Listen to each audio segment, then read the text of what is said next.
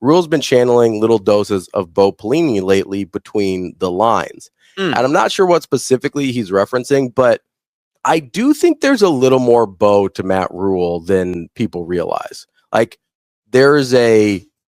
now I think Bo's was kind of unrestrained and he couldn't really get his arms around it sometimes. Yeah. But I do think there's a lot of the same kind of like chip on our shoulder, kind of nobody really believes in us. Like, hey, it's the guys in this room that matter. But he also understands the rest of it. Like, it's like if Bo understood what the rest of the job was.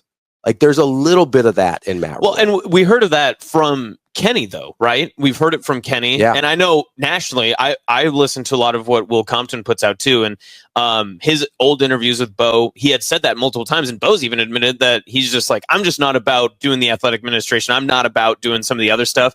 That is almost required at Nebraska. And I thought Kenny had a great perspective about it, too, because he said, and I thought it was a great quote when he said, you aren't necessarily like the governor because you're elected by the people, but you do go through somewhat of an election process when you become the Nebraska football head coach, because much like what Kyle Crooks went through to become the next voice of Husker football, there's a lot more tiers to becoming the Nebraska football head coach than there are across a lot of other college football jobs. Because at USC, you're not expected to go out to Northern California and just go out to the farms and shake hands at different times. Yeah, you don't have to go out to the vineyards. Yeah, but Rhule has made himself accessible and open to the rest of the state.